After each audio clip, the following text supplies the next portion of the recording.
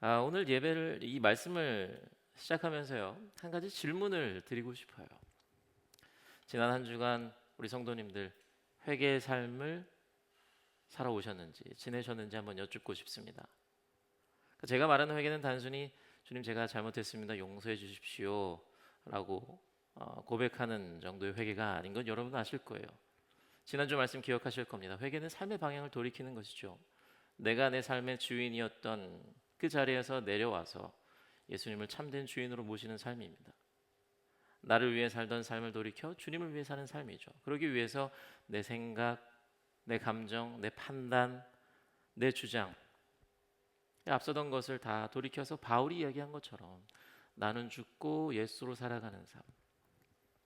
이것이 다시 오실 예수님을 기다리는 하나님의 나라를 소망하며 살아가는 성도의 회개하는 삶임을 우리들이 함께 나누었었죠. 근데 여러분 이게 참 쉽지 않은 것 같더라고요. 저도 지난 한 주간 이 회개의 삶을 살아보려고 참 부단히 애를 썼거든요. 근데 정말 쉽지 않아요. 내 감정을 죽이는 것도 어렵고 내 생각을 죽이는 것도 어렵고 내 판단을 죽이는 것도 어렵고 내가 옳다고 여기는 나 자신을 내려놓는 것도 정말 어렵더라고요. 그래서 때로는 이런 생각도 들었습니다. 정말 내가 나를 죽이고 예수로 사는 게 가능하긴 한 건가? 누가 나를 보고 예수님을 떠올릴 수 있을까? 그러니까 내가 있었던 그 상황 속에 가보면요, 그 당시에는 내 말이 다 맞는 것 같아요. 내 감정이 너무 당연한 것 같고 내 판단이 옳은 것 같은데 시간이 지나서 그 순간을 돌이켜 보면요, 참 부끄러울 때가 많아요. 내가 왜 그랬지? 그러면서 내가 뭘 한 걸까? 내가 죽고 예수로 살아야 되는데 그 모습 속에서 정말 예수님이 조금이라도 보였을까? 그러니까 그런 마음에 하나님 앞에 참 죄송하고 부끄럽기도 하더라고요.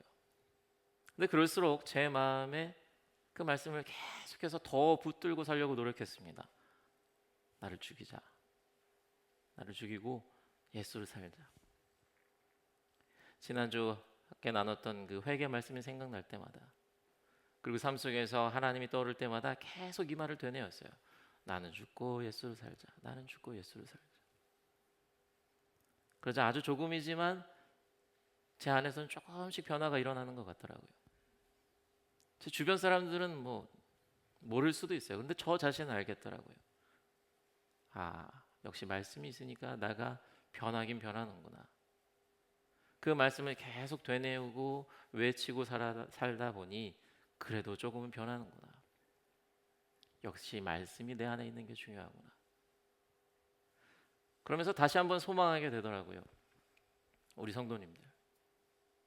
우리 성도님들 안에도 정말 말씀이 오랫동안 남아있으면 좋겠다.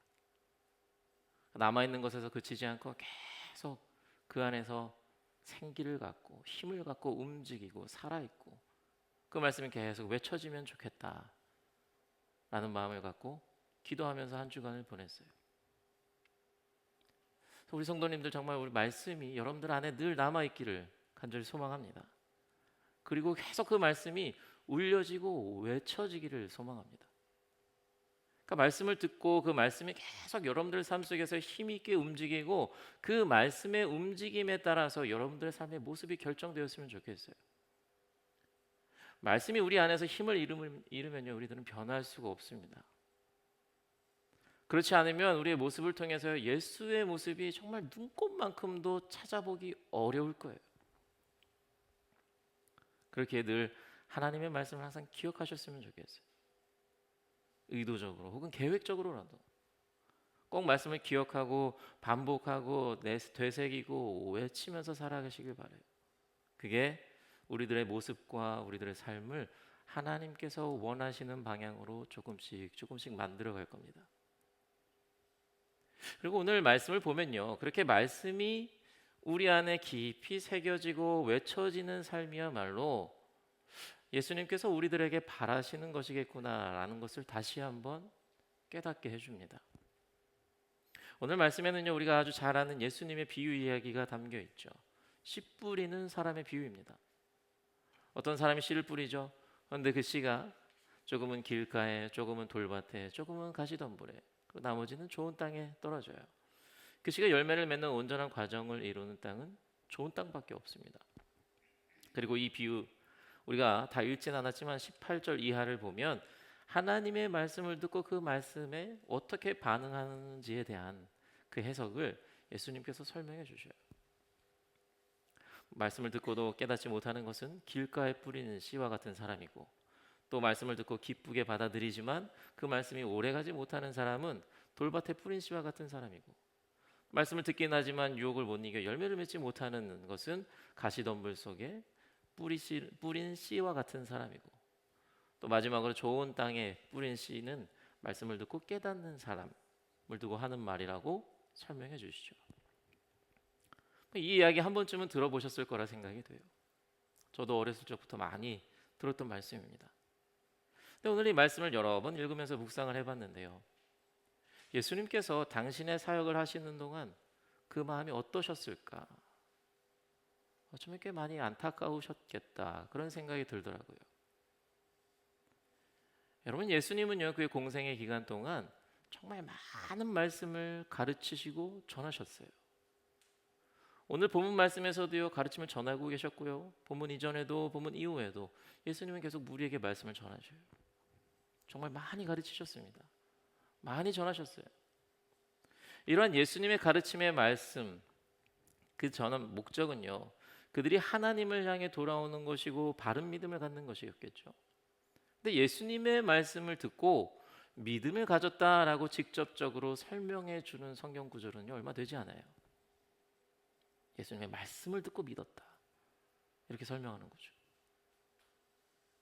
반면 예수님께서 눈을 뜨게 하시고 앉은 자를 일으키시고 귀신을 내쫓고 하는 등등 예수님의 능력 혹은 기적을 경험한 뒤에 믿음을 가졌거나 예수님을 하나님의 아들로 고백하는 경우는 종종 있습니다.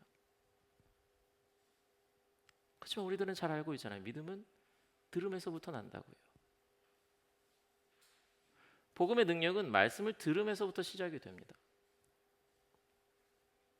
제가 감히 객관적인 수치로 예수님께서 어떤 사역에 더 많은 시간과 에너지를 할애하셨을까 정확하게 판단할 수는 없지만, 복음성을 통한 예수님의 사역을 생각해 본다면 예수님은 공생의 기간 동안 분명 기적을 행하시는 것보다 말씀을 전하시는 일에 더 많은 시간과 에너지를 사용하신 것 같거든요. 우리가 읽은 텍스트를 봐도요, 예수님의 설교, 천국 비교, 종교 지도자들과 논쟁하는 거, 그 글들이 기적을 행한 글보다 더 많습니다. 또 쉽게 생각하더라도요, 물리적인 시간만 보더라도 예수님의 기적은요, 말 한마디면 되잖아요. 가르침을 전한다고 생각해 보세요. 무리들을 모으고 무리들을 앉히고 그들에게 복음을 전하고 교육하는 사역, 하루 종일 밤새도록 이어진단 말이에요. 그리고 안식일마다 예수님은요, 정기적으로 혹은 꽤 자주 그들의 교육기관의 회당에서 가르침을 전하셨다고요. 그러니까 이런 것들 생각해 보면 예수님의 사역 중 말씀을 전하고 가르침을 전하셨던 것이 예수님에게 굉장히 중요했고, 말씀을 전하는 것에 상당한 에너지와 시간을 쏟으셨다고 생각하는 것이 무리는 없을 것 같아요. 그런데 참 아이러니하게도 좀 전에도 언급했지만 예수님의 말씀을 듣고 믿음을 가졌다라고 설명해 주는 구절은요, 별로 없어요.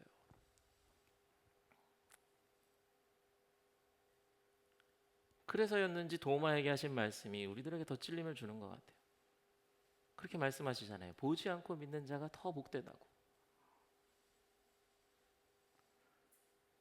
그 말은 말씀을 듣고 믿는 자가 복되다는 거거든요.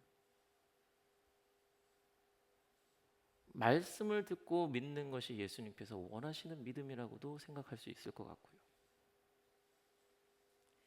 이런 생각을 갖고 오늘 예수님의 비유를 보니까 예수님께서 이 말씀하실 때 안타까움이 느껴지는 거예요. 예수님께서요, 말씀의 씨앗을 뿌리셔요. 예수님의 말씀은 차별이 없잖아요. 누구에게든 여기저기 모두에게 말씀의 씨를 뿌리십니다. 그게 길가든 돌밭이든 가시덤불이든 좋은 땅이든 계속 던지셔요.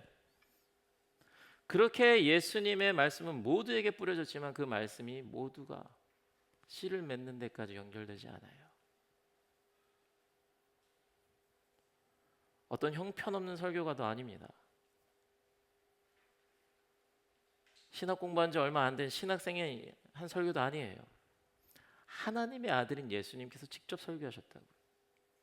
예수님의 육성으로 들리는 그들의 생명을 건져내줄 그 말씀을 들었음에도 불구하고 모두가 변하지 않아요. 변하지 않는 사람들의 비율이 훨씬 더 컸을 것 같아요. 그럼에도 불구하고 예수님께서는요, 계속 던지시는 거예요. 계속 말씀을 전하시는 거예요. 그들을 살려야 되니까. 그들을 하나님의 나라로 갈 수 있게 인도해야 하니까. 그들의 삶이 하나님을 바라보는 삶이 되어야 하니까. 그리고 말씀을 들으면서 나오는 믿음이 더 깊어질 수 있고 더 진할 수 있고 더 밀도 있는 믿음이기에 계속 전하시는 거예요. 수확률만 따지면 참 비효율적이죠.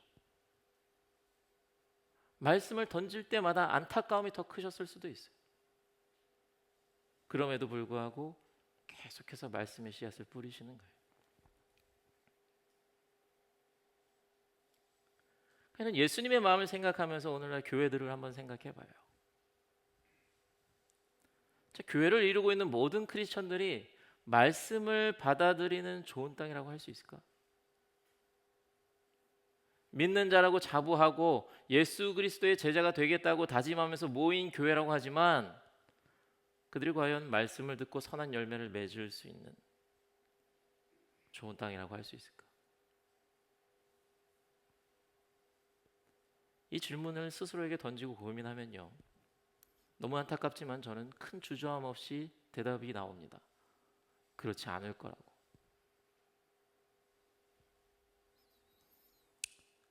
물론 이 땅의 모든 크리스천이 다 좋은 땅이 되기는 힘들겠지요.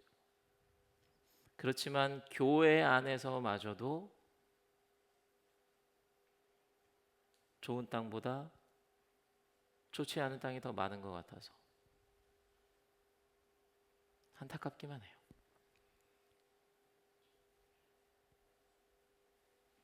그렇다면 왜 말씀을 받아들이는 좋은 땅을 갖기가 어려운 걸까? 무엇이 그 생명의 말씀의 씨앗을 받아들이는데 그렇게 큰 어려움을 주는 걸까? 무엇이 우리들의 마음을 길가로 돌밭으로 가시덤불로 만드는 것일까? 생각해 보게 되는데요. 신약 성경은요, 이런 마음의 상태를 스클리노라는 단어를 사용해서 설명합니다.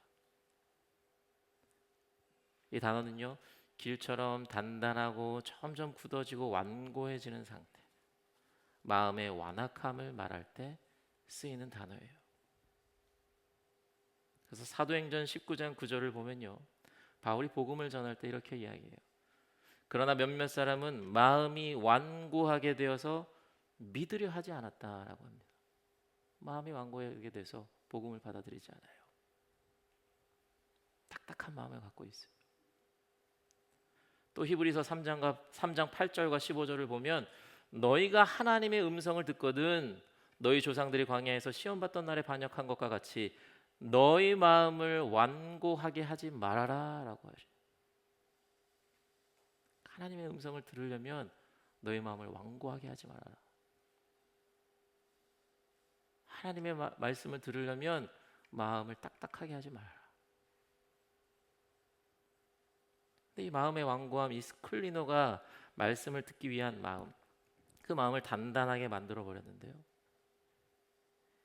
이 스클리노가 이야기하는 완고함은요, 하루아침에 이루어지는 게 아니에요. 시간이 지나면 지날수록 계속 점점 단단하게 만들어지는 그 상태를 이야기하거든요. 생각해보면 마음의 완고함도 믿음의 완고함도 그렇습니다. 말씀을 들었는데 나중에, 찔림을 받았는데 다음에, 회개해야 되는데 조금만 더 있다가, 끊어야 하는데 이번만, 순종해야 되는데 상황이 조금 더 나아지면. 언제나 말씀에 대한 반응은요, 즉각적으로 일어나야 되거든요. 근데 이렇게 하나님의 말씀 앞에서 나의 순종의 모습을 미루다 보면 마음은 점점 부드러워지는 게 아니라 점점 단단해진다. 그래서 완악함은요, 되게 큰 죄 한 번에 이루어지는 게 아니라 작은 불순종이 축적되어 가는 거예요. 계속 불순종이 다져지는 거예요. 다져가는 거예요, 마음을. 그리고 불순종의 축적은 어디서부터 시작됩니까? 자기 자신을 내려놓지 못하는 그 마음에서부터 시작이 돼요.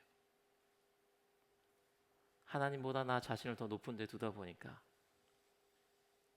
순종하기가 쉽죠. 순종하지 않아도 될 것 같고, 그 불순종이 쌓여가면서 마음을 단단하게 만들어가는 겁니다. 사실 이런 자기 중심성에 대해서요, 신학자들도 오래전부터 말해왔어요.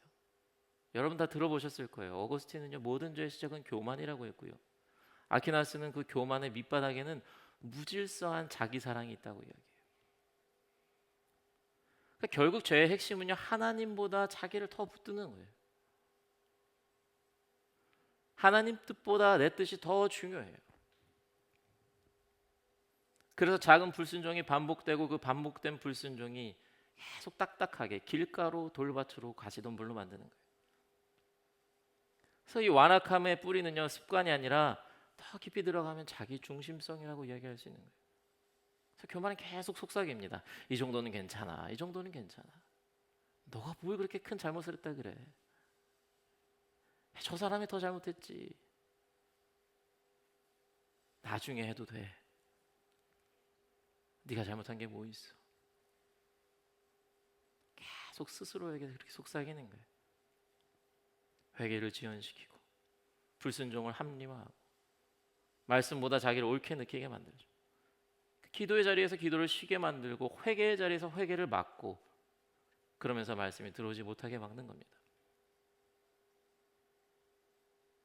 이 안타까운 상황과 믿는 자들의 현실을 바라보시면서 예수님께서 말씀하시는 거예요. 오늘 비유를. 그러면서 그런 생각이 듭니다. 사람들이 예수님에게 바라고 기대하는 것, 사람들이 원하는 기적은요, 그들의 병이 치유되고 삶이 회복되고 원하고 염원하는 일들이 이루어지는 것이겠지만, 예수님께서 사람들에게 바라시는 것, 어쩌면 예수님께서 사람들에게 일어나길 원하는 그 기적은 길가 같은 마음이, 돌밭 같던 마음이, 가시덤불 같던 마음이 부드러워지는 것, 사람들의 딱딱했던 그 마음이 시간이 지날수록 부드러워지고 말랑말랑해지는 좋은 땅으로 변하는 것이겠구나. 그래서 그 말씀이 그들 안에 머물고 말씀이 그들을 살려내는 것이겠구나라는 생각이 들어요. 그러니까 오늘 이 말씀은 너는 좋은 땅이야, 괜찮아. 너는 길가고 너는 돌밭이고 너는 가시덤불이야, 넌 틀렸어, 이게 아니라 가시덤불이어도 길가여도 돌밭이어도 내가 계속 뿌릴 테니 그것을 언젠간 받아 먹으라고. 지금 길가여도 괜찮으니까 이제 좀 단단해짐을 버리라고. 그 길가에도 내가 계속 던질 거라고. 그 말씀이 너를 살릴 거라고. 계속 조금씩 부드러워지라고. 그러면서 들으라고 말씀하시는 것 같아요.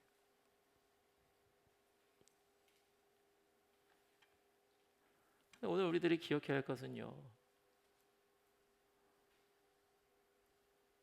말씀을 받아들이는 땅과 말씀을 받아들이지 못하는 땅 구분하고 판단하고 정죄하는 게 아니라, 하나님께서 우리들에게 성경을 통해서, 예배를 통해서, 말씀을 통해서, 묵상을 통해서, 기도를 통해서 끊임없이 말씀의 씨앗을 주실 텐데, 지금은 딱딱한 마음을 가진 우리들이라도 결국엔 말씀의 씨앗이 맺어질 수 있게끔 우리들의 마음이 변해갈 것을 요청하고 계시고 바라고 계시고 기대하고 계신다는 것, 우리들이 이것을 기억했으면 좋겠어요. 하나님께서 주시는 말씀을요, 여러분들 품으시기 바랍니다. 그 말씀이 여러분들 안에서 살아 움직이게 하십시오. 여러분 몇 주 동안, 아니 몇 년 동안 말씀을 우리들에게 주셨잖아요. 우리는 하나님의 말씀과 하나님의 마음을 너무나도 잘 알고 있어요. 모르는 사람 없을 겁니다. 그런데 품지 않으니, 내 안에서 내가 외치지 않으니 계속 그 자리에 머물러 있고요. 딱딱한 마음과 함께 변화 없이 계속 죄와 함께 살아가는 거 아니겠어요? 하나님께서는요, 분명 앞으로도 계속 말씀의 씨앗을 뿌려주실 겁니다. 우리의 마음이 딱딱하든지 부드럽든지 상관없이 우리들을 살리기 위해서, 우리들이 하나님의 품으로 천국으로 가기 위해서, 우리들이 이 땅에서 하나님의 형상을 회복하며 살아가기 위해 계속해서 말씀을 뿌려주실 거예요. 그때 그 말씀을 받으시기 바랍니다. 품으시기 바라요. 계속 되뇌이고 계속 외치시기 바랍니다. 그러기 위해서 하나님 앞에서의 나의 교만, 내가 중심이 되고 내가 하나님보다 위에 있는 그 자기 중심성을 내려놓으시길 바랍니다. 그래서 지난주에 이어서 한 번 더 우리들이 결단했으면 좋겠어요. 나는 죽고 예수로 사는 삶. 내 생각을 내려놓고 예수님으로 살아가시는, 내 판단을 내려놓고 하나님의 마음을 갖고 살아가는 우리 모두가 되기를 정말 간절히 소원합니다. 여러분, 농부는 굳은 땅을 그냥 두지 않습니다. 씨를 못 심을 것 같다고 그 땅을 포기하지 않아요. 쟁기로 갈아엎고 돌을 골라내고 가시를 다 뽑아냅니다. 그 과정은요, 아프고 거칠어 보일 수 있어요. 그러나 그렇게 뒤집히고 깨지고 갈라져야 비로소 씨앗이 들어가고 뿌리를 내리고 열매를 맺습니다. 우리의 마음도 마찬가지일 거라고 생각이 돼요. 하나님의 말씀은 때로는 쟁기처럼 우리를 아프게 할 수도 있어요. 내 자존심을 찌르고 내 생각을 깨뜨리고 내 감정을 뒤흔들어 놓을 때도 분명히 있을 겁니다. 그러나 그것은 우리를 망가뜨리기 위한 것이 아니라 우리를 좋은 땅으로 만드시기 위한 하나님의 사랑의 손길임을 기억하시기 바라요. 때로는 쟁기가 되고 때로는 생명의 씨앗이 되는 하나님의 말씀 늘 품으시고 외치시기 바랍니다. 그래서 우리 사랑하는 성도 여러분, 하나님의 말씀 앞에서요, 내 안에 찔리는 말씀, 내 안에 떠오르는 말씀, 어디서든, 이 자리든 나의 묵상의 자리에서든 기도의 자리에서든 들리는 말씀이 있다면 버티지 마세요. 바로바로 순종하세요. 미루지 마세요. 나중에 회개하겠습니다. 다음에 순종하겠습니다. 상황이 나아지면 바뀌겠습니다. 그러는 동안 우리들의 마음이 굳어져 갑니다. 오늘 주님께서 우리에게 바라시는 것은요, 대단한 것이 아닐 수 있어요. 오늘 들은 말씀 품는 겁니다. 계속 생각하는 거예요. 내 삶의 자리에 가서도 잊지 않고 계속 외치는 거예요. 그래서 오늘 다른 건 몰라도요, 이거 하나만큼은 우리 마음에 새겼으면 좋겠어요. 뭐냐면, 다시 한번 이야기할게요. 나는 죽고 예수로 살자는 거. 이 말씀이 여러분들의 마음을 계속 부드럽게 만들어 줄 거라 믿습니다. 내 생각이 올라올 때마다, 내 고집이 올라올 때마다, 내 감정이 앞설 때마다 다시 한번 고백하시길 바라요. 나는 죽고 예수로 살겠다고. 이것을 기억하시면서요, 나를 합리화하던 그 완고한 고집을 내려놓고 주님의 쟁기 앞에 우리 마음을 내어드리기를 바랍니다. 그래서 이번 한 주간 삶의 자리에서 내 선하지 못한 자가 계속 고개를 들 때마다요, 가슴을 치면서 고백하세요. 나는 죽어야지. 나는 죽어야지. 예수로 살아야지. 이래서 누가 나를 통해서 예수님을 봤다고 하겠어. 나는 죽어야지. 그래서 이러한 말씀의 울림과 외침을 통해서요, 날마다 주님의 말씀 안에서 우리들의 마음과 영이 부드럽게 녹아내려서 마침내 주님이 기뻐하시는 성령의 열매를 우리 삶에서 하나하나 맺어가시는 거룩하고 참된 성도로서 살아가시는 우리 사랑하는 뉴욕 한인교회 성도님들이 되시기를 주님의 이름으로 간절히 축원합니다. 아멘.